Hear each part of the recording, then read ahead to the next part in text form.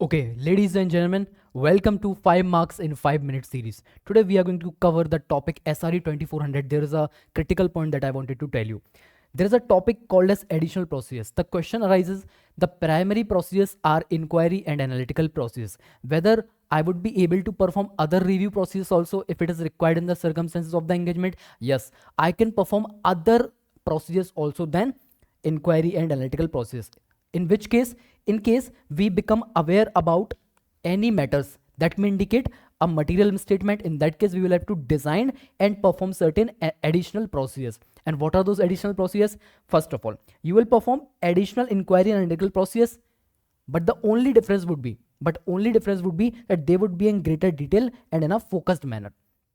Along with that, you can perform other review procedures also. Those are the procedures that we call substantive test of details or external confirmation. So yes, it is possible to perform other review procedures also than inquiry and analytical procedures. So this is the topic that I wanted to cover, and based on this we conclude that whether those matters are causing the financial statement as a whole to be materially misstated, and whether or not these financial statements are causing the financial statement as a whole to be materially misstated, and they're not likely to cause financial statement as a whole to be materially misstated. So these two conclusions can be drawn from these additional procedures, which includes other review procedures also.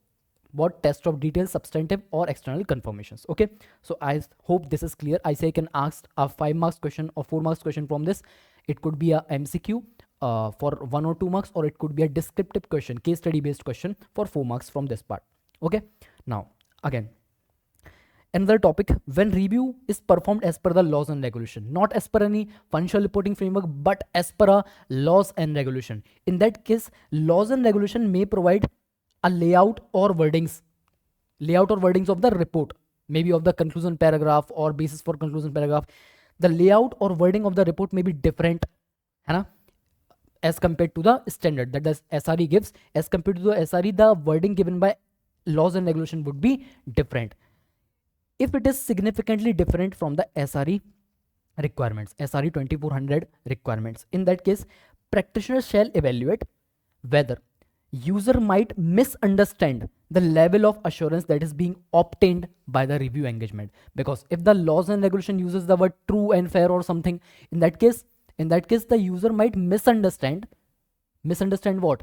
They might misunderstand that the level of assurance that is being provided is reasonable and not limited. In that case, if you think that user might misunderstand the level of assurance being obtained, in that case, he should determine whether additional explanation is necessary to mitigate that misunderstanding. If even after giving the additional explanation, if he thinks it will not mitigate the risk of being misunderstood about the level of assurance, in that case, do not accept the engagement. And this has to be done at what level?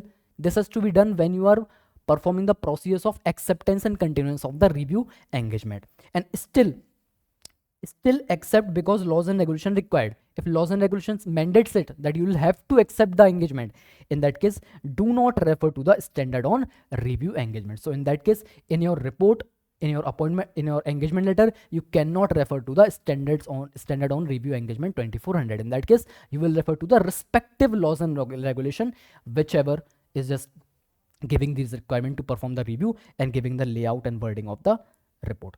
The only thing that we have to see is that whether the layout and wording of the report is significantly different from the reporting requirement as given in the SRE 2400.